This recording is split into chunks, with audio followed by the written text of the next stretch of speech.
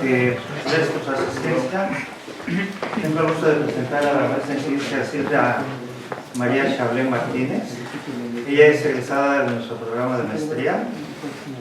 Ella ha sido profesora en la Universidad Autónoma Metropolitana en la unidad de electrónica en el área de computación, y posteriormente se ha dedicado a trabajar en diferentes empresas y sus trabajos han estado relacionados con aprendizaje profundo y con cómputo en la nube. Entonces ella nos presentará un bosquejo de su trayectoria y nos va a hablar sobre cómputo en la nube y GPUs. Bien, gracias, Silvia. Sí, hola, ¿qué tal? Bueno, sí, mi nombre es Silvia María Martínez, soy egresada del Departamento de Ingeniería Eléctrica, Opción Computación, en la generación 2004-2006. Entonces, haciendo cuentas, ya tengo aproximadamente más o menos 18 años trabajando. Mi adscripción actual o mi trabajo actual pues es en PayPal México. Y bueno, esto va a ser lo que vamos a presentar, un breve resumen de mi trayectoria profesional. Y el título de la plática es Del cómputo paralelo en GPUs a la confiabilidad en la nube. Y voy a presentar dos casos de uso. El primero, uno realizado en la academia y el segundo realizado en el área de la industria. Y cómo se conectan entre ellos. Entonces, bueno, mi formación académica, yo estudié licenciatura en computación en la UJAT, Universidad Juárez Autónoma de Tabasco, en el año 2000 a 2004. En el 2004 ingresé al CIMESTAP, a la maestría en Ciencias de la Computación. Mi generación, como lo vuelvo a repetir, fue en el 2004, o la generación 2004-2006. Mi asesor de tesis fue el doctor Arturo Díaz Pérez, que preguntaba yo por él hace un momento y ya no se encuentra en este departamento, pero bueno, él fue mi asesor de tesis. La tesis se tituló Un sistema de detección de intrusos híbrido basado en host, basado en red también, para detección y trazabilidad de ataques. Y bueno, en la etapa académica estuve trabajando en la Universidad Autónoma Metropolitana, en el Departamento de Ingeniería Electrónica. Estuve como profesor de tiempo completo. En la parte del profesorado estuve impartiendo clases como estaba yo en el Departamento de Electrónica, las clases eran pues más orientadas hacia el área de electrónica, eran materias de diseño lógico, microprocesadores, laboratorio de microprocesadores, arquitecturas de computadoras, arquitecturas paralelas, sistemas embebidos, laboratorio de sistemas embebidos, redes de computadoras y el laboratorio de redes de computadoras. Además para un profesor de tiempo completo en la UAM, además de las horas frente al grupo, pues también desarrollábamos algunos proyectos de investigación. La línea de investigación que yo elegí en la UAM fue el cómputo paralelo en GPUs para el procesamiento de imágenes y señal en sistemas embebidos. Estas son algunas de las selecciones de las tesis que dirigimos en la UAM Azcapotzalco. Digo dirigimos porque en realidad éramos un grupo de investigación. El primero es un sistema de asistencia para conducción utilizando Deep Learning y paralelizado utilizando cómputo en sistemas embebidos en GPUs. El segundo, y este fue el primer proyecto con el que nosotros arrancamos, es la imagen de codificación fractal, en arquitecturas multi y many-core, que básicamente también es en arquitecturas GPUs. Y por ahí también realizamos alguna dirección tesis de un algoritmo evolutivo para minimización de funciones, también su implementación paralela en cómputo de propósito general en GPU, ¿no? Estas fueron algunas de las publicaciones. Como éramos un grupo de investigación realmente los temas de tesis o de proyecto terminal partían de nuestras líneas de investigación y tratábamos de conectar todo para algunas publicaciones que pudiéramos hacer. Entonces, tenemos algunas publicaciones como la implementación paralela de un algoritmo evolutivo para una función de minimización en GPU. Si se dan cuenta, en general, el grupo de investigación o los colaboradores, pues somos el mismo grupo de investigación. Tenemos la implementación de la codificación fractal de imágenes, utilizando memoria de textura, también una implementación paralela en GPU, y el primero que es la implementación de la codificación fractal de imágenes en cómputo de propósito general GPU. Aquí me gustaría hacer una mención especial a uno de los colaboradores, el profesor Óscar Alvarado Nava, que también es egresado de este departamento en mi misma generación, y fuimos pues asesorados del mismo doctor Arturo Díaz Pérez. Entonces, bueno, esa fue la parte de la academia. En la parte de industria y DevOps, que DevOps es como SRE o Site Reliability Engineer, que es como mi rol actual. Mi primer trabajo fue del 2007 al 2012, estuve como developer full stack. Realmente en esa época no había una división de un developer frontend, backend, todos éramos developers full stack. Por ahí coincidí con el doctor Cuauhtémoc en Lleva Internet. Entonces, en ese entonces era programador full stack, y también en algún punto de todos los años que estuve trabajando ahí, hice algún rol de QA. ¿Qué significa QA?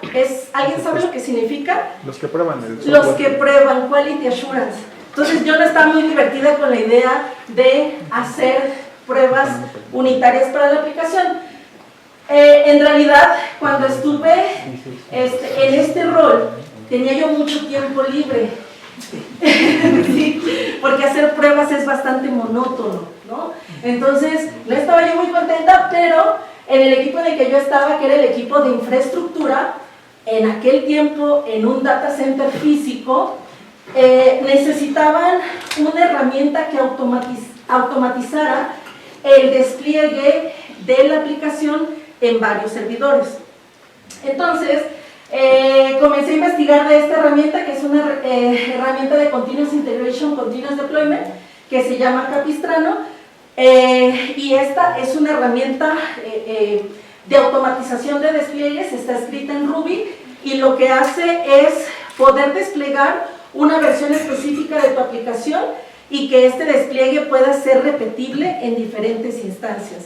¿Para qué queremos que sea repetible? Pues para asegurar que todas las instancias tengan la misma versión de base de datos, la misma versión de sistema operativo, la misma versión de aplicación, y todo lo que necesitamos que sea idéntico en todas las instancias, para que a la hora de balancear el tráfico hacia las diferentes instancias, pues estemos básicamente trabajando con instancias que son espejo. Entonces estuve trabajando con esta, y estuve trabajando también con una herramienta de monitoreo que se llama Cenos, ¿no?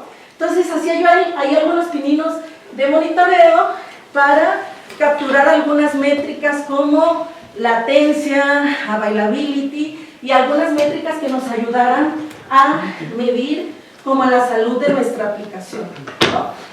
Entonces, estuve realmente poco tiempo en esta área, poco tiempo después me regresé al área de desarrollo, pero sin saberlo, muchas de las cosas que estaba yo utilizando aquí, que no me gustaban tanto, eran las cosas que me iban a servir más adelante. Entonces, sí, después de eso, de 2012 a 2018, estuve trabajando en la UAM Azcapotzalco, en toda esta área de investigación que les comentaba, cómputo paralelo en sistemas embebidos utilizando GPUs, y después, a inicios de 2019, prácticamente iniciando 2019, inicié trabajando en una empresa que se llama Adevinta México, que a lo mejor por sí sola el nombre no dice mucho, pero Adevinta a nivel mundial es el dueño de los marketplaces de eBay, entre ellos Segunda Mano, que Segunda Mano ya no existe, pero existe Viva Anuncios, Inmuebles 24, y no sé por cuánto o por dónde va la lista de los marketplaces de esta empresa, ¿no? Entonces, aquí empecé trabajando en el área de DevOps. Para mí era algo bastante nuevo, y realmente yo venía ya, pues sí, de varios años trabajando en el área de la investigación, y la verdad, pues sí tenía mi principal preocupación era realmente cómo iba yo a poder impactar o cómo iba yo a poder adecuarme a trabajar con todas las nuevas herramientas, y sobre todo ya no en el área de desarrollo, sino en el área de DevOps. Más adelante vamos a ver qué es esta área.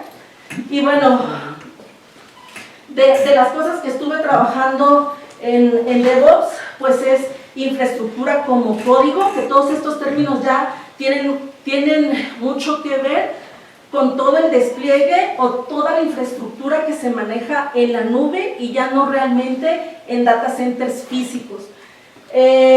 Contenedores como Docker, Kubernetes, el cloud que utilizábamos específicamente o mayormente era GCP, que es la nube de Google, pero también trabajamos con la nube de AWS o la nube de Amazon o OpenStack, realmente podía ser indistinto.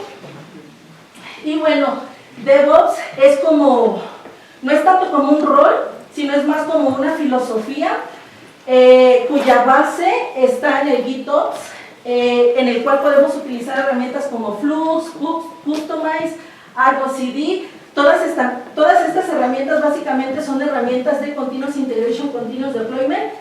Jenkins, que es para construir aplicaciones. GoCD, que es uno de los lenguajes principales de programación que se utiliza para la automatización en GitOps. Y también hacer una mención importante en que este lenguaje de programación fue el que realmente me permitió impactar en esta área, porque este lenguaje de programación es un lenguaje liberado por Google, pero está basado en C, y la programación en GPUs es en C y C++. Entonces, este lenguaje realmente es muy similar. Entonces, cuando vi que podía, o más bien que uno de los sistemas más importantes de la empresa estaba en GoCD, pues dije, de aquí soy, ¿no? Ahí sí puedo impartir. Entonces, otras cosas, pues son cosas propias de un ingeniero de confiabilidad del sitio, que son rondas de on-call o guardias de on-call y observabilidad, y herramientas que se utilizan. Una de ellas es Prometheus y Grafana, Alert Manager, que son los, o más bien, el predecesor de estas herramientas es Cenos, la herramienta de monitoreo que en algún momento, en el 2007-2012, durante ese periodo, estuve trabajando en la primera empresa en la que trabajé. Entonces, esa es parte de la experiencia profesional. Mi rol actual es, bueno, mi rol en la empresa anterior era ingeniero DevOps, pero realmente DevOps, lo vuelvo a repetir, es más como una filosofía, y el rol como tal es SRE o Site Reliability Engineer, que es un ingeniero de confiabilidad del sitio. Y bueno, trabajo en PayPal desde el año 2023, poquito más de 2 años. La plataforma que desarrollamos es una plataforma que se llama Quantum, es una suite interna de métricas de confiabilidad y gobernanza, en las que medimos métricas de todo PayPal, de availability, latency, bugs que están vivos, corrective actions, flag merges, code reviews, releases, es decir, todas esas métricas que podamos medir para incrementar la confiabilidad del sitio. Y bueno, eso sería como parte de, y bueno, de las herramientas que actualmente utilizo. La lista pues es larga, pero bueno, de las principales es la nube que utilizamos es AWS, También utilizamos GCP, pero es como que ciertos proyectos utilizan una nube o la otra. Utilizamos GitHub Actions para hacer despliegues en ciertas plataformas, en otras utilizamos directamente GCP y utilizamos como herramienta de monitoreo principal Datadog y como lenguaje de programación principal, al menos en el equipo que yo estoy, utilizamos TypeScript. Y bueno, eso fue como parte de la experiencia profesional. Ahora, como les comentaba, voy a hablar un poco de dos proyectos, uno en el área de la academia y otro en el área de la industria, y cómo estos proyectos se conectaron unos con otros. Entonces, el primer caso de uso que voy a abordar es el de codificación de imágenes fractales y la implementación de este algoritmo la hicimos con cómputo de propósito general en GPUs. Como les comentaba, esa fue el área en el que yo decidí trabajar en la UAM, porque cuando llegué, la UAM recientemente había adquirido un servidor de GPUs bastante costoso en aquel entonces, que tenía 512 cores. Entonces yo realmente nunca había programado en GPUs, había llevado un curso de cómputo paralelo, pero un cómputo paralelo un poco más tradicional, con nodos físicos, utilizábamos MPI en aquel entonces, y bueno, me daba muchísima curiosidad ver cómo podíamos aplicar el cómputo paralelo utilizando esta nueva arquitectura y con una cantidad que para mí en ese momento pues era enorme. Hoy las GPUs ya no son solamente 512, ya pueden tener miles y miles de cores incluidos. Entonces, bueno, decidimos arrancar con este proyecto. Este proyecto era un proyecto que el profesor Oscar Alvarado Nava había realizado, pero en sistemas embebidos, en un FPGA, y teníamos esa como idea de llevar esta implementación a una implementación paralela en GPUs. Entonces, bueno, la codificación fractal de imágenes es una técnica de comprensión con pérdida prometedora, pero la realidad es que la cantidad de cómputo que requiere es muy alta para alcanzar la codificación, y por esto ha sido relegada.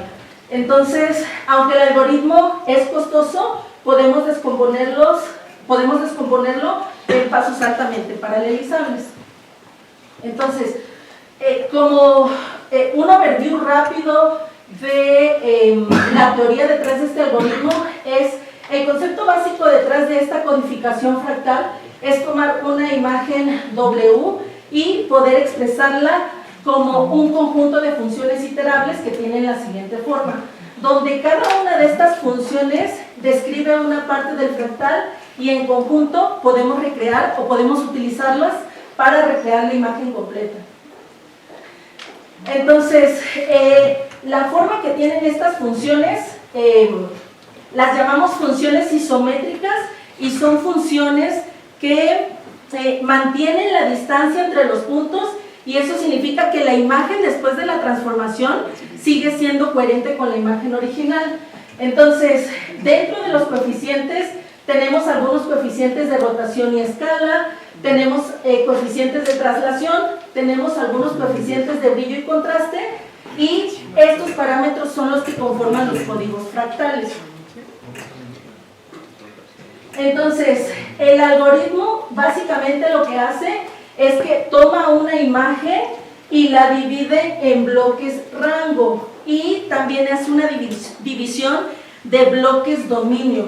Los bloques dominio se entiende que son de mayor tamaño que un bloque rango. Para cada bloque rango lo que hacemos es aplicamos la lista de transformaciones isométricas, identidades, reflexiones o rotaciones, y comparamos contra todos los dominios y elegimos el mejor ajuste en base a la distancia mínima.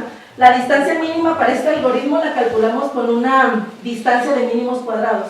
Entonces, cuando encontramos esa distancia mínima, hacemos el registro de ese bloque dominio en un mapa de afinidad. Y al final del algoritmo, nuestro mapa de afinidad es lo que va a ser la representación de nuestra codificación fractal.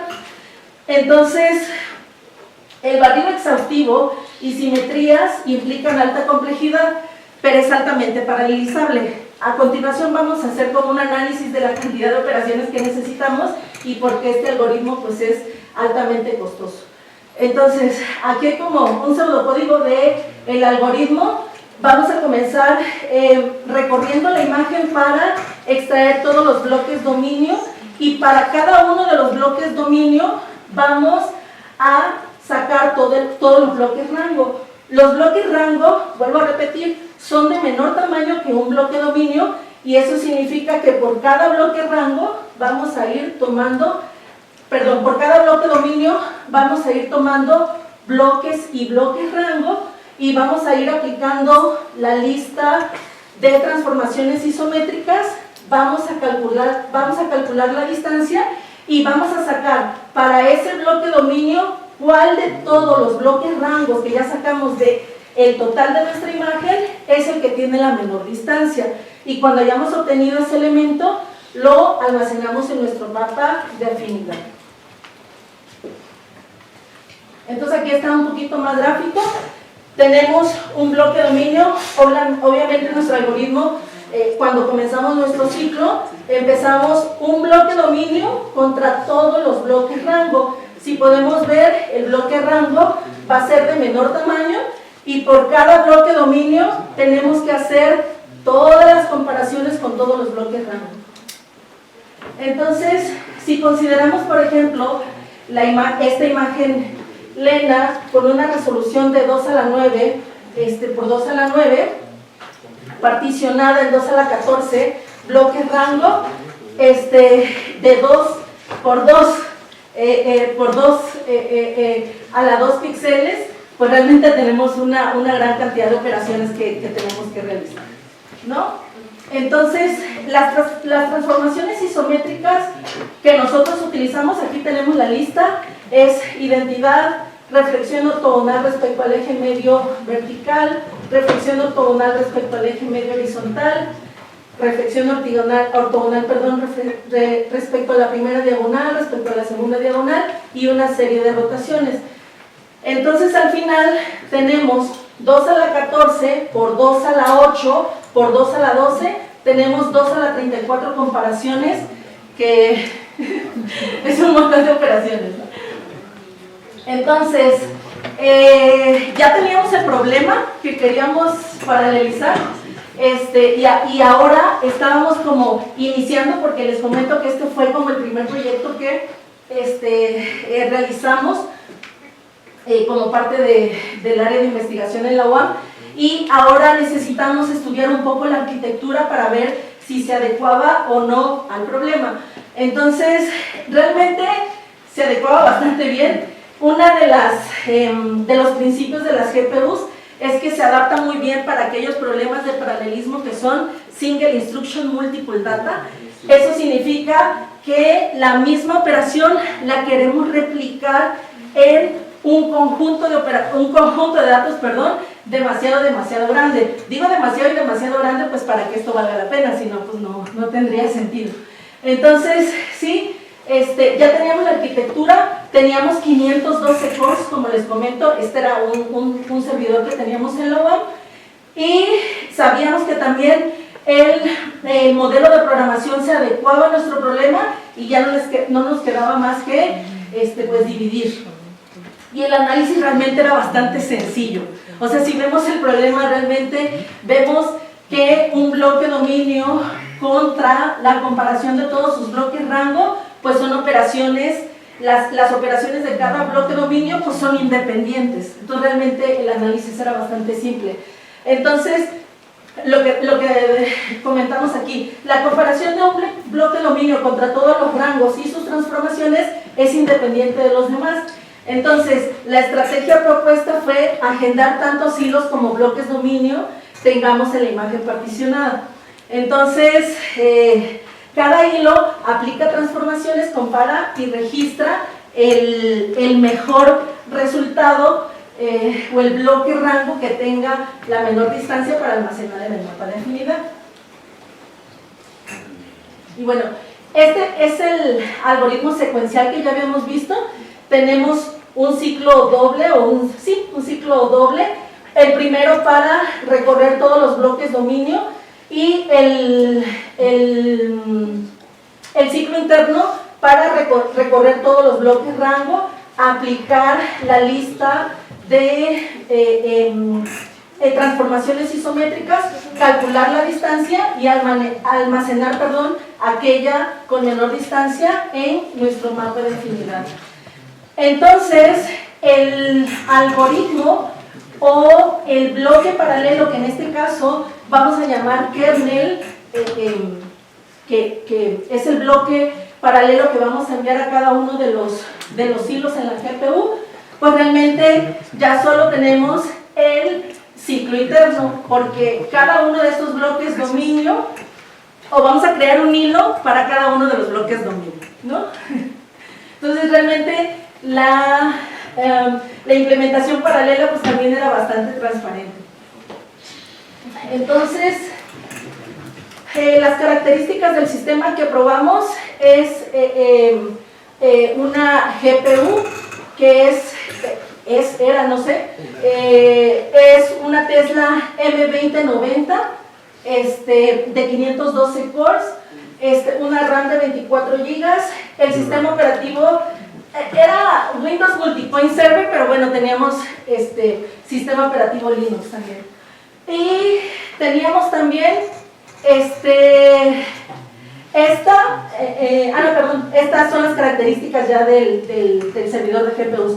512 cores, una frecuencia de memoria de 1.85 GHz, frecuencia de GPUs de 1.3 GHz, y bueno, las especificaciones con las que contábamos en estos momentos, obviamente, les vuelvo a repetir, esto fue aproximadamente 2014 más o menos, entonces obviamente estas arquitecturas han evolucionado muchísimo, ¿no? Entonces esa fue la arquitectura con la cual contábamos en ese momento. Entonces bueno, este es un análisis que hicimos de la codificación secuencial. Entonces, por ejemplo, si, tomando en cuenta la resolución de 512 por 512, si incrementamos el tamaño del bloque rango a 8 por 8, pues disminuye el tiempo de codificación a 3306, y si aumentamos el tamaño del bloque rango a 16 por 16, también decrementa un poquito porque, bueno, la cantidad de operaciones es menor. Realmente el proceso el tiempo de decodificación es bastante lineal, porque para el proceso de decodificación lo único que tenemos que hacer pues es un barrido lineal del mapa de afinidad que ya calculamos en el proceso de codificación. Y bueno, aquí también vemos resultados dependiendo del tamaño del bloque rango que definamos. Obviamente, al definir un tamaño de bloque rango mayor, aunque disminuimos la cantidad de operaciones y el tiempo de procesamiento, pues la calidad de codificación pues es mucho menor. Y bueno, estos ya son los resultados que obtuvimos en los tiempos de codificación paralelos. Para el caso de la resolución de 128 por 128, la cantidad de hilos creados fue de 1024 y el tiempo fue de 0.93 segundos. Para una imagen de 256 por 256 fueron 4096 hilos creados. Recordemos que la estrategia inicial planteaba crear tantos hilos como tantos bloques dominio tuviéramos en la imagen. El tiempo de procesamiento es de 4.2 segundos aproximadamente. Para una resolución de 512 por 512, la cantidad de hilos que creamos fue de 16.384 y el tiempo de aceleración, el tiempo que obtuvimos fue de 33.4 segundos aproximadamente. Y finalmente, para una imagen de 1024 por 1024, la cantidad de hilos fue de 65.536 y el tiempo que se obtuvo fue de 529 segundos aproximadamente. Entonces, aquí están. Bueno, esta ya es como la gráfica, esta es la gráfica de aceleración realmente, este es el algoritmo secuencial. Después tenemos en azul la primera implementación que hicimos, que fue utilizando la memoria global de la GPU, y la última es una segunda implementación o una mejora que hicimos, pero ahora utilizando la memoria de textura de la GPU. Y estos fueron como los factores de aceleración que obtuvimos. Para la resolución de 128 por 128 obtuvimos una aceleración de un factor de 15 aproximadamente. Para una resolución de 256 por 256, una aceleración o un factor de aceleración de 58. Para una de 512 por 512, un factor de aceleración de 119. Y finalmente, para una imagen de 1024 por 1024, la aceleración fue de 128. Entonces, estos fueron los resultados que obtuvimos con esta implementación paralela. Bueno, las conclusiones de este primer proyecto es que el algoritmo de codificación fractal es competitivo en representación y transmisión de imágenes, pero su codificación es muy costosa. Una implementación paralela en GP o en cómputo de propósito general GPU reduce drásticamente el tiempo de codificación, y la plataforma de cómputo de propósito general GPU permite escalar recursos de forma transparente conforme crece el problema. Y bueno, la aceleración máxima que alcanzamos fue de un factor de 129 en el mejor caso reportado. Y bueno, ya todo esto definiendo toda la arquitectura que utilizamos, tanto para las pruebas secuenciales como para las pruebas en paralelo. Y bueno, como fue nuestro primer proyecto, donde vimos realmente cuál era el poder de cómputo que teníamos para poder explotar, pues un poco más adelante ya no solo nos centramos en cómputo paralelo de propósito general en GPUs, sino comenzamos a incursionar en el cómputo paralelo en GPUs, pero en sistemas embebidos, porque, bueno, también ya al ser el departamento de electrónica, pues hay muchas aplicaciones de robótica que necesitaban que la implementación pues fuera ya en un sistema embebido y no en una arquitectura de propósito general como una computadora, ¿no? Entonces, ese sería como la conclusión del primer proyecto, que, vuelvo a repetir, se trabajó en la UAM como parte del trabajo de investigación. Y bueno, después de eso, yo aproximadamente terminé mi trabajo en la UAM a finales del 2018, y cuando comencé a pensar en moverme a trabajar nuevamente en la industria, aunque yo ya había trabajado previamente aproximadamente 5 años en la industria, pues sí tenía como la preocupación de qué tanto habían cambiado las herramientas de programación, los paradigmas de programación, porque obviamente mi primera idea de regresar a la industria pues era regresar como programador, que era lo que realmente a mí me gusta. Entonces, cuando comienzo a trabajar en esta empresa Adevinta, realmente no entré al equipo de desarrollo, sino entré al equipo de DevOps. Y ahí es donde vamos a hablar ahorita rápidamente de qué es DevOps y cómo pude pues adecuarme a esa nueva área. Entonces, bueno, estos son como algunos puentes de conexión entre el trabajo que yo hacía en la UAM y lo nuevo que yo estaba por empezar, que en ese momento no sabía, ¿no? Por ejemplo, el paralelismo masivo a la orquestación y escalado, por ejemplo, de bots, réplicas y autoescalamiento en un clúster, pero ya en la nube. Uno de los más famosos es Kubernetes. Entonces, todos estos términos son de esa herramienta, un pod, una réplica o el autoescalamiento. El autoescalamiento realmente es de cualquier nube. Después, la jerarquía de memoria, bueno, con latencia y algunas métricas que se utilizan ya en el área de DevOps, ¿no? Como el SLO, el SLI, que son indicadores, por ejemplo, el SLA, que es el segundo, es el indicador por parte del usuario de cuando él inicia una petición y cuando él recibe la respuesta. Y el SLO es como el objetivo, es decir, cuál es el objetivo de mi sistema a cumplir por este indicador. Entonces, el perfilado de kernels, bueno, pues observabilidad, métricas, logs, tracing, que esto de métricas, logs y demás ya también lo había hecho en mi tesis de maestría cuando hice el sistema de detección de intrusos, porque está basado en logs de los cuales obteníamos métricas. Y finalmente, la aceleración y eficiencia con la escalabilidad y costo-eficiencia, pero ya en la nube.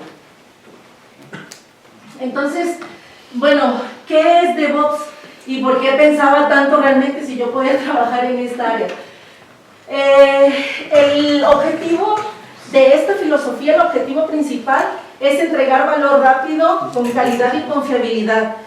Básicamente, DevOps es como una conjunción de dos áreas, Dev y Ops, que significa Development y Operaciones, y es como una responsabilidad compartida entre los equipos de desarrollo y los equipos de operaciones o los equipos de infraestructura, que antes estaban como muy separados, ¿no? Entonces la gente de infraestructura se encargaba de hacer los despliegues a producción, de acondicionar todas las instancias, ya sea en un data center físico o en la nube, toda la parte de balanceo de carga de la aplicación, firewalls, ruteo y todas estas direccionamiento, todas estas cuestiones de redes estaban delegadas a un ingeniero de operaciones. Y los desarrolladores o el equipo de desarrollo pues estaba delegado a la implementación de aplicaciones, ¿no? De valor, de piezas de valor, pero ¿para qué? ¿O qué necesitamos para que estas piezas sean de valor? Yo puedo ser un developer que está haciendo una funcionalidad importante para la aplicación, no sé, a lo mejor estoy generando mi nueva funcionalidad, genera un token que va a permitir a un usuario final hacer compras por internet, pero por sí solo esa porción de código o esa porción de la aplicación no presta valor. ¿Por qué no presta valor? Porque no está desplegado en producción para que un usuario final la utilice. Entonces, realmente se puede decir que tiene valor hasta que esta porción de código o esta pieza de funcionalidad es desplegada en producción para ser utilizada por los usuarios. ¿Y por qué representa valor? Pues puede ser porque va a representar un valor para el usuario final, pero también para la empresa, porque a lo mejor pues, representa mayores ganancias en cuanto a dinero.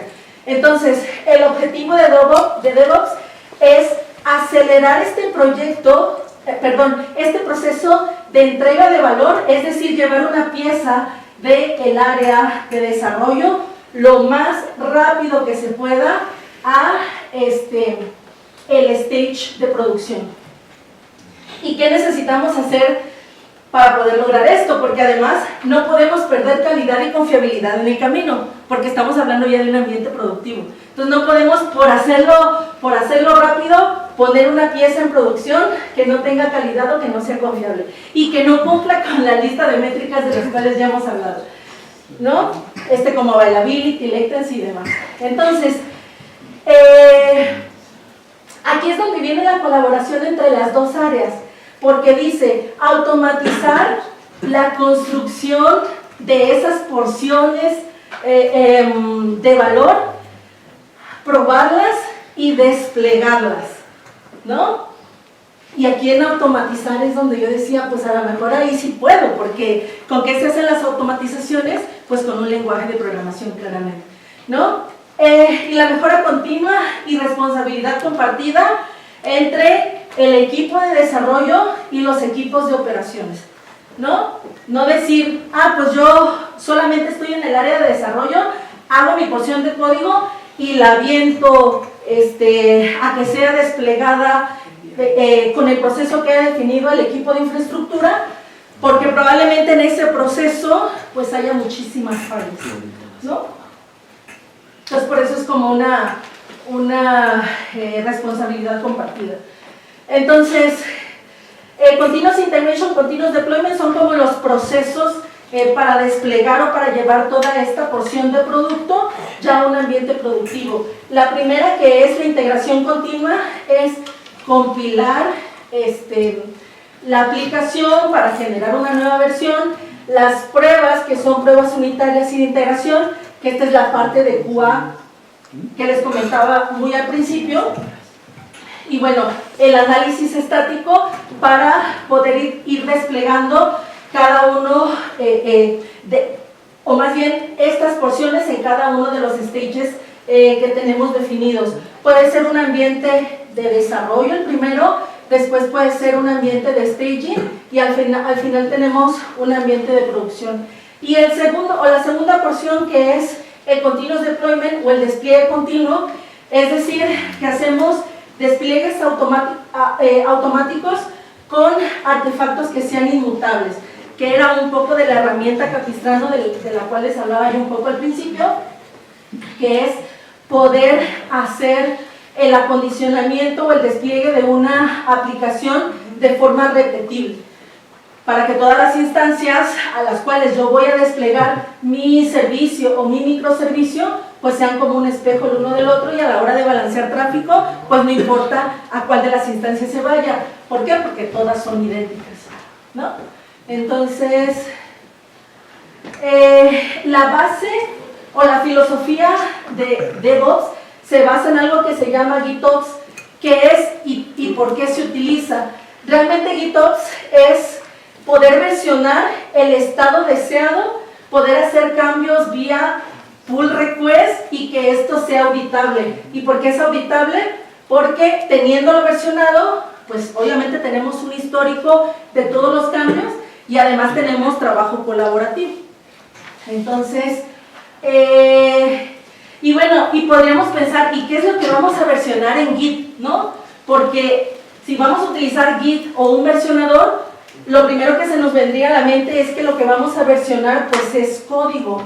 Pues sí, una de las características de la filosofía GitOps es que muchas de las configuraciones de infraestructura ahora se hagan como código y no como configuraciones sueltas. ¿Qué significa esto? Hoy en día puedo desplegar un grupo de instancias en la nube utilizando una herramienta que se llama Terraform, que es código YAML, en código YAML, en formato YAML, hago la descripción de las instancias que yo quiero desplegar y con tan solo hacer el pull request, después que sea revisado y una vez que sea mergeado, hay agentes que automáticamente hacen ese despliegue en la nube. Entonces, yo hago mi pull request, quiero un grupo de instancias, hago mi pull request, se revisa, se aprueba y cuando se mergea, automáticamente ese grupo de instancias se puede desplegar en la nube. Y este es un gran punto de comunicación entre los equipos de infraestructura y los equipos de desarrollo. ¿Por qué? La pregunta sería ¿por qué? Porque un programador pues habla lenguajes de programación. Y si de la parte de infraestructura se le proporcionan todos los servicios o todas las peticiones as a service, es decir, yo te doy cuál es la estructura que tú tienes que seguir en un pull request, haz el pull request, yo reviso el código y si yo como gente de infraestructura veo que puedo aprobar ese pull request, lo apruebo y automáticamente hago el despliegue de tu conjunto de instancias, por decir un ejemplo. Y eso que elimina todo ese proceso de que el equipo de desarrollo diga, equipo de infraestructura, necesito un grupo de instancias. Y el equipo de infraestructura se tarde todo un día a lo mejor haciendo el acondicionamiento de instancias. Y si ya hice todo el acondicionamiento de instancias y me equivoqué en la familia, por decir algo, del conjunto de instancias, el proceso tiene que volver a empezar. Entonces, era un proceso muy lento. Lo vivimos hasta que después adoptamos esta nueva filosofía. Entonces, bueno, esto es a lo que me refiero con la reconciliación automática. Existen herramientas como Argo CD o Flux que aplican o hacen rollback automático a componentes en la nube.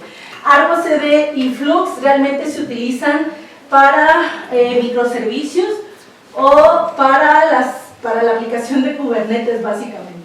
Entonces, la separación de los repos, código contra entornos, es decir, puedo tener un código base y además puedo customizar en base a mis entornos, ya sea staging, development o producción, ¿no? Y bueno, este es el flujo un poco. El área de desarrollo hace push o hace un pull request, hace un request o hace la petición de un review, de un code review. Entonces, se compila, se prueba, se publica la imagen en algún registro que sea accesible por la infraestructura. El estado deseado, pues es ese estado que tenemos versionado en Git, y tenemos agentes automáticos, ya sea de Flux o Argo CD, para actualizar al nuevo tag que se haya generado. Entonces, también tenemos un ambiente controlado para hacer el cambio de ese tag, y también podemos hacer una entrega segura de hacer un despliegue progresivo a producción. ¿Qué significa esto? Que puedo tomar alguna de estas estrategias y decir, voy a liberar en una filosofía Canary Blue Green, y eso significa que voy a ir desplegando poco a poco a una cierta cantidad o a un cierto porcentaje de usuarios. Voy a ir liberando la nueva versión y el resto va a quedar con la previa versión. Esto obviamente tiene un tiempo, ¿no? Es una entrega progresiva, en la cual vamos liberando primero un 10%, después liberamos un 20% o un 25%, después un 50%, y cuando ya esté en producción, a lo mejor sin algún incidente grave, ya podemos liberar el 100%. Y aún así, si tenemos un incidente grave, tenemos que tener una estrategia rápida de rollback, ¿no? Es decir, en lo que se resuelve, hacemos rollback. Y todas estas herramientas son automatizadas, es decir, la gente de infraestructura, bueno, es que ya no, la gente de DevOps ya no las hace a mano, sino ya son tareas automatizadas. ¿Automatizadas por quién? Por la misma gente del equipo DevOps. Por eso es DevOps, desarrollo e infraestructura. Necesitamos colaborar los dos equipos. Entonces,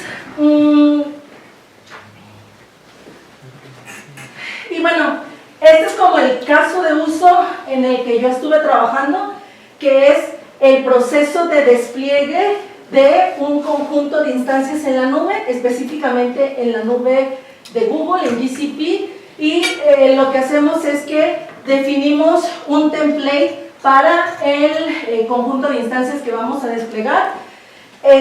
Tenemos un script de inicio para que todas las instancias se ejecuten antes de ser lanzadas a la nube. Y bueno, también tenemos un despliegue progresivo, es decir, podemos definir cuál es el porcentaje de instancias que vamos a liberar con la nueva versión y cuáles se van a quedar con la versión anterior, y así sucesivamente. Entonces, cuando a mí me plantearon ese sistema, yo realmente no tenía mucha idea de todo esto, de cuál era el proceso de deployment, y el sistema que lo hacía era una automatización que estaba en Golang. Golang, vuelvo a repetir, es un lenguaje liberado por Google y está basado en C y C++. Entonces cuando yo llegué me dijeron, es que realmente no le movemos tanto a este script, uno porque es sumamente importante, porque es el que hace el despliegue de las instancias o de nuestra aplicación en producción, y otra porque realmente no hay tantos programadores que sepan Golang, ¿no? En ese tiempo. Entonces, poco tiempo después me di cuenta de la similitud que tenía con C y C++, y era pues un área que yo me sentía un poco segura porque era el área en el que yo trabajaba en GPUs, ¿no? O más bien el lenguaje. Entonces, este sistema vuelvo a decirlo, era una automatización con Golang, y lo que hacía es que hablaba con la API de Google para hacer, ya sea esto, la creación del template, la instalación del script en cada una de las instancias, hacer el despliegue, determinar cuál es la cantidad de instancias que iba yo a desplegar, determinar, por ejemplo, cuál era el proceso de despliegue, si quería yo que todas las instancias vivieran, las anteriores vivieran, hasta que el nuevo grupo de instancias con la nueva versión estuviera healthy, es decir, que aplicando reglas, como una regla de un check de firewall, pudiera yo definir que esta aplicación o que este nuevo grupo de instancias estaba estable para poder matar el anterior. ¿Por qué?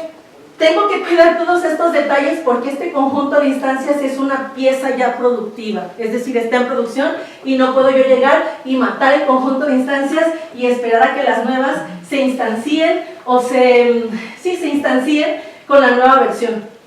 Además teníamos la implementación del proceso de rollback y bueno, toda esta automatización, que era un sistema enorme que se llamaba Abeja, no sé por qué quién le puso el nombre, estaba en Golang. Entonces, así fue como comencé mi trabajo en DevOps. Obviamente ya después fui aprendiendo un mundo de cosas como la parte de el balanceo de carga, toda la parte de Kubernetes, toda la parte de Argo CD y toda esta parte de automatización que afortunadamente me tocó ser parte de la implementación. Y bueno, por eso fue que aprendí muchísimo en este trabajo. Y bueno, ya después de eso terminé mi trabajo ahí y mi rol actual es en PayPal, ya como SRE o Site Reliability Engineer, que es básicamente un ingeniero que aplica todas estas técnicas para el proceso de Continuous Integration y Continuous Deployment. Y con eso termino. Esos fueron como los dos casos de uso que quería presentar.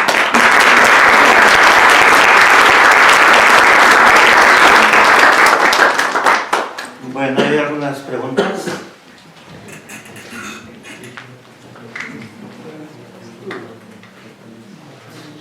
Sí, por favor. Ya, ¿qué tal? Disculpa, como DevOps en esta función entre el desarrollo y la operación, en esa capacitación también te involucras mucho en la operatividad o es más bien recibes requerimientos y haces el desarrollo para desplegar todo? Sí, recibes en la marcha, es decir, aprendes muchísimo en la marcha, pero algo que se me olvidó mencionar es que en la UAM yo había dado el laboratorio de redes, es decir, yo sabía como cuestiones de redes, pero no tan aplicado ya en el área productiva. Entonces, esa parte me ayudó, pero yo comencé con la parte de automatización y el resto como que la fui aprendiendo.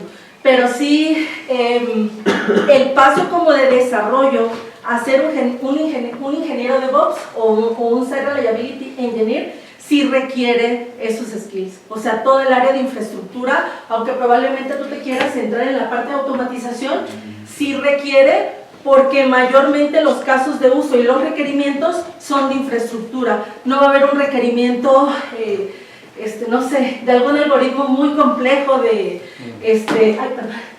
un algoritmo muy complejo de, no sé, como la codificación fractal o algo más complejo. Realmente aquí, todos los requerimientos son de infraestructura, todos están enfocados al Continuous Integration, Continuous Deployment, y por eso sí es necesario. Entonces, sí el paso es como, sí tengo que saber como del área de infraestructura, porque la gente más fuerte en el área de DevOps o Site Reliability Engineer es un hecho que son gente de infraestructura, que pueden aprender a hacer scripting, a lo mejor no con un lenguaje tan complejo como Golang. A mí me tocó utilizar Golang porque el sistema ya estaba implementado en Golang y porque muchas de las herramientas DevOps están implementadas en Golang, pero un ingeniero de infraestructura puede hacer fácilmente scripting con un lenguaje como Bash Script. Entonces puede automatizar muchas cosas utilizando Bash Script. Ajá. Sí, por favor. En tus experiencias, en tus dos experiencias en la academia y en la industria, lo bueno, lo malo. Lo bueno, ¿Por lo qué malo. decidiste pasar de una a otra? Lo bueno, lo malo. Bueno, obviamente hay diferencias como bastante marcadas entre las dos áreas. Lo bueno de la academia. Lo bueno de la academia es que uno puede decidir cuál es el área de investigación a la cual uno se quiere dedicar. Eso es muy padre. Eso es muy padre porque uno dedica en qué va a invertir el tiempo. El tiempo que uno invierte en la industria privada tiene que estar acotado a los productos que está realizando. Es decir, probablemente sí somos muy curiosos y pueda dedicar tiempo a otra cosa, pero mayormente mi tiempo lo tengo que gastar en herramientas que voy a utilizar en el trabajo. Otra diferencia importante, yo creo que es la gratificación de trabajar con alumnos. Es muy bonito poder tener un impacto en ellos. Y desventajas de la industria privada es que realmente en la industria privada no hay tanta oportunidad de hacer eso. O sea, no hay tiempo realmente de invertir en el área que uno desee, salvo que elijas muy bien el trabajo o te quieras cambiar de área o lo que así decidas, ¿no? Afortunadamente a mí me gusta el área de programación, me gusta muchísimo el área de Ops o el área de SRE, por eso he continuado en ese sentido, pero sí, yo creo que esas serían como las diferencias más importantes. En una tenemos como un poco más de libertad de elegir en qué queremos trabajar y en la industria privada la realidad es que no. Entonces, en la industria, ¿tú no preparas a nueva gente? ¿O quién prepara a nueva gente? Sí los preparas, pero no un coaching así como dar clases, o sea, sí los preparas, pero es un poco más autoaprendizaje. Eso pasa mucho en la industria privada, es mucho autoaprendizaje. Entonces, la realidad es que estamos muy preparados cuando salimos de aquí, o sea, tenemos como la habilidad de aprender cualquier cosa muy rápidamente, entonces eso como que no es problema, pero pues sí, o sea, yo sí encuentro mayor satisfacción en el área de la academia que en el área de la industria privada. Gracias. ¿Alguna otra pregunta? Sí, por favor. Cuando hablabas sobre lo que hiciste con las GPUs, de todo esto de los fractales, si no me equivoco, ¿consideras que lo que encontraron en ese momento para esa arquitectura era la mejor forma de aprovecharla o pudiste haber indagado un poco más, ¿no? Y segundo, cuando mencionaste los sistemas embebidos y la paralelización, ¿a qué te referías? ¿A usar un sistema embebido que ya venden como producto en el mercado o usar una FPGA y tú hacer la arquitectura, que eso no es lo único que ves? Sí, primera.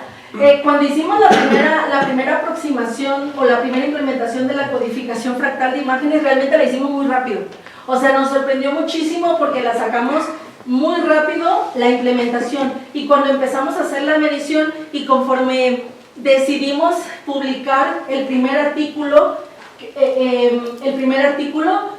obviamente nos dimos cuenta antes de publicarlo que la estrategia que habíamos definido para esta primera implementación era la correcta. ¿Por qué? Porque realmente la arquitectura de una GPU o el modelo de programación está hecho para Single Instruction Multiple Data, entonces realmente no había mucho que pudiéramos debatir ahí, pero sí es verdad que más adelante, en una segunda implementación, hicimos una mejora utilizando la memoria de textura para optimizar el acceso de los hilos a la memoria, pero eso ya tenía que ver un poco más con la arquitectura interna. En cuanto a la estrategia de paralelización, realmente no cambió, solamente modificamos en la segunda el acceso a la memoria. Y respecto a la segunda pregunta, es correcto, me refiero a un sistema o a un tipo de sistema embebido vendido por NVIDIA que ya trae una GPU integrada. En este caso o en aquel tiempo, yo me imagino que eso ya también cambió, el nombre de los sistemas embebido eran las tarjetas Jetson. Entonces, estas tarjetas Jetson realmente de sistemas embebidos, yo cuando la vi, pues sí era un sistema, era una tarjeta que traía la GPU y demás, Pero vaya, tú le aprendías y ya tenías sistema operativo Linux, ya podías hacer programación en C, es como si tú aprendieras tu programadora realmente en Linux, ¿no? Entonces, pero a eso me refiero. Cuando era ya sistemas embebidos, era una arquitectura dedicada para una aplicación de propósito específico. Gracias. Sí, Cuauhtémoc. Bueno, ahorita que decías que sí, me acuerdo que coincidimos por ahí del 2008, ¿no? 2008. Te iba a preguntar, ¿no? De la evolución que han tenido estas cosas del Git, porque me acuerdo mucho de esas, no sé si eran malas prácticas de la empresa esta, pero cuando integrábamos nos pasábamos en unas memorias, ¿no? ¿Te acuerdas? Ajá, exactamente. Y era un relajo, pues, ¿no? Sí. Porque había muchas versiones en el mismo grupo, ¿no? Exactamente. Entonces ahora es muy común tener un Git, ¿no? Ahora es algo que es Básico. sí, o sea, yo creo que todos los estudiantes tienen uno y si colaboras con alguien siempre te dicen, no vas a unir al Git y demás. Entonces, ¿cómo has vivido esa parte, no? Porque sí recuerdo que, ¿no te acuerdas que hasta nos llevaron a una empresa de Estados Unidos? Ajá. Que fue la primera vez que nos instalaron algo. Y de repente creo que tú subiste un código y salía en rojo, ¿no? Hilda subió actualizaciones. Ajá, y es correcto. vida, ¿no? Ya. Es correcto. Todo es visible. En Git todo es visible y a Git nada se le olvida, ¿no? Entonces, Git es un versionador. ¿Cómo he vivido ya realmente esta transición? Hoy en día es prácticamente mandatorio, es decir, es indispensable que haya un repositorio Git donde creamos un repositorio nuevo e incluso como parte del equipo de SRE hacemos mediciones, por ejemplo, de flag merges. ¿Qué es un flag merge? ¿Qué es un flag merges? Es una métrica que indica cuántos code reviews tiene un código que tú subiste a Git, porque yo puedo subir mi código a Git y lo puedo mezclar con la rama principal. ¿Qué significa la rama principal? Que es la rama que se va a ir a producción. Existen varias guardas antes de que esto suceda. La primera es que existan code reviews, es decir, que al menos 2 elementos del equipo hagan la revisión de ese código antes de que sea mezclado con la rama principal. Y por ejemplo, los flag merges indica cuando, por ejemplo, ya tengo la revisión, pero resulta que hay un conflicto con el cambio de otro compañero. Y a lo mejor tengo el permiso de administrador y puedo forzar a hacer la mezcla. Eso también se puede dar, ¿no? Lo mezclo, ¿por qué? Porque no me quiero traer el cambio de la otra persona, porque tengo que resolver los conflictos y demás, y porque este cambio urge, no vamos a decir que porque me da flojera, ¿no? Sino porque el cambio urge. Entonces ahorita no me puedo traer el cambio de mi compañero. Lo mergeo y esta métrica lo que dice es alguien utilizó sus permisos de administrador para hacer un merge de algo que no está permitido. ¿Por qué? Porque no hizo la mezcla de cambios correctamente.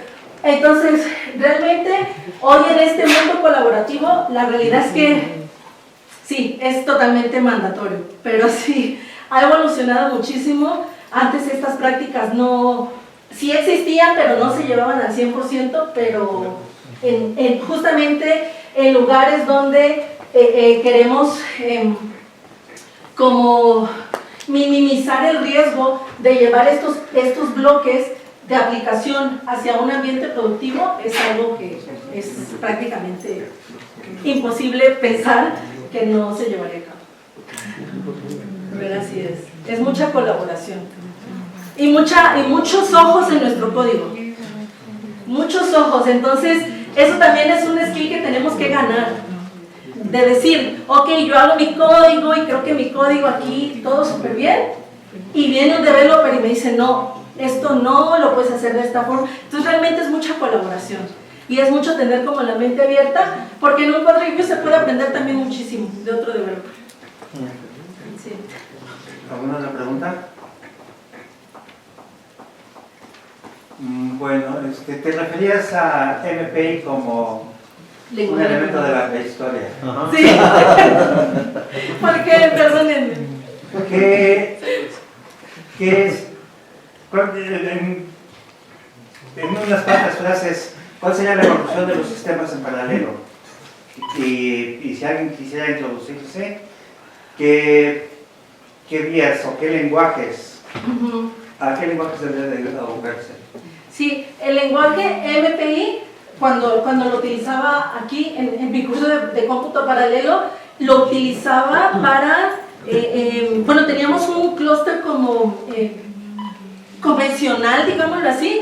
Me acuerdo que teníamos 4 nodos y podíamos hacer como la repartición de nuestros hilos en nuestros 4 nodos. Y con MPI pues teníamos algunas herramientas de sincronización como semáforos y cosas así. Entonces, por ejemplo, pero eso era como para este tipo de arquitectura paralela. Es decir, yo tenía como mis 4 nodos, mis cuatro instancias o mis 4 computadoras y podía hacer la repartición de mis hilos a estos 4 nodos. Aquí también el modelo de programación paralela no estaba limitado a Single Instruction Multiple Data con MPI. Yo también podía mandar un proceso que hiciera algo en paralelo y a lo mejor otro proceso que hiciera algo no tan distinto, o sea, relacionado, pero un bloque de instrucciones diferente, a lo mejor sobre el mismo conjunto de datos o sobre otro conjunto de datos, y al final hacía la sincronización. O la forma más sencilla de hacer cómputo paralelo son este tipo de problemas donde el modelo de programación paralela es Single Instruction Multiple Data, es decir, el mismo conjunto de instrucciones y reparto entre mis diferentes hilos. Por ejemplo, para hacer cómputo paralelo en GPUs, el modelo de programación paralela sí está restringido. Es decir, el modelo de programación es Single Instruction Multiple Data, es decir, que una GPU es buena para tomar un conjunto grande de datos y poder aplicar las mismas operaciones sobre este conjunto grande de datos. Pero no, por ejemplo, si quiero realizar como quiero decirle a un kernel de CUDA que haga esta operación sobre esos datos y a lo mejor a otro kernel lo quiero mandar a hacer otra cosa. Entonces digamos que el modelo de programación es diferente, por lo tanto el lenguaje de programación pues es ligeramente diferente. MPI, según recuerdo, también lo utilizábamos sobre C. Entonces, CUDA se utiliza sobre C y C++.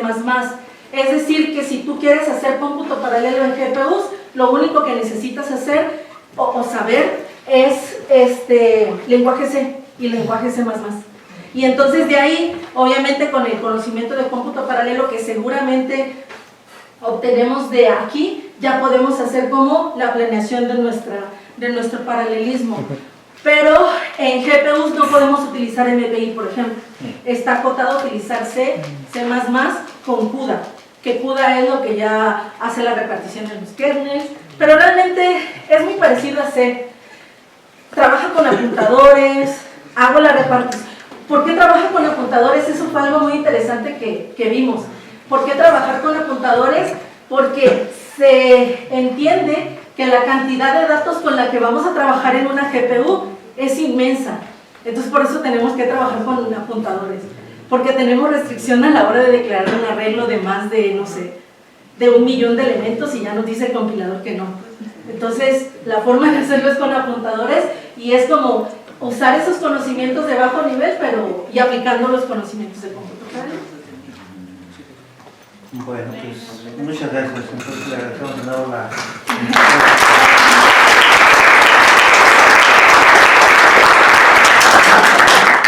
Bueno, por parte del departamento, un pequeño reconocimiento.